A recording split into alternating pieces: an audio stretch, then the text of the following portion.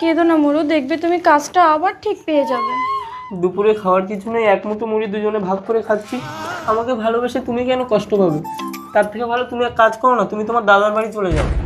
আমি দাদার বাড়ি গিয়ে ভালো মন্দ খাবো আর তুমি এখানে না খেয়ে থাকবে? গেলে দুজনে একসাথেই যাব। না, তোমার দাদা অনেক বড় লোক, আমি তোমার দাদার বাড়ি যাবো না। তাতে কি হয়েছে, কাজটা পেয়ে গেলে আবার চলে আসবো। এই দেখো, তোমার বোনের বরের কিন্তু কাজ চলে গেছে। তার আগে বন্ধুরা, আপনারা যদি আমার মতো মাকে ভালোবেসে থাকেন তাহলে ভিডিওতে একটি লাইক করুন, আর বাবা মা দুইজনকে ভালোবেসে থাকলে একটি সাবস্ক্রাইব করুন, আর কমেন্টে বলে যান আপনি মুসলিম না হিন্দু। যদি ফোন করে টাকা চায় তাহলে কিন্তু তুমি টাকা দেবে না। আরে চন্ডি, বাবা মা মারা গেছে, বোনটা একা আছে। দাদা, ওই দেখো পড়তে পড়তে এসে গেছে। হ্যাঁ ভূমি, ওই দেখো মেঘনা চাইতে জল চলে এসছে, এবার বসে বসে খাবে বলে আমিও খাওয়াচ্ছি।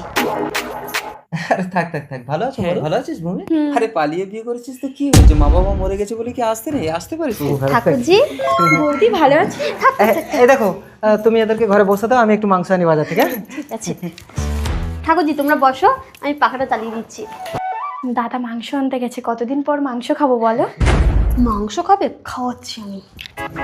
এই চন্ডি, খাটের উপরে 10,000 টাকা ফেলে দিয়ে আমি মাংস আনতে চলে গেছি। মাংসটা আনবো কি দিয়ে? টাকাটা নিয়ে এসো তো। আচ্ছা ঠিক আছে। ঠাকুরজি ওঠো তো, তোমার দাদা এখানে 10,000 টাকা রেখে দিয়েছে বলছে। কই, এখানে তো নেই, তুমি বোধহয় নিয়ে গেছো। তোমার কি মাথা খারাপ হয়ে গেছে? এক্ষুনি টাকাটা আমি এখানে রেখে দিয়ে গেলাম। 10,000 টাকা রেখে দিয়ে তুমি আর কি মাসে? দাও টাকা দাও। না বলে আমি তোমার টাকা কোনোদিন হাত দিয়েছি? দেখো তোমার বোনটা নিয়েছে কিনা। বৌদি, আমরা গরিব হতে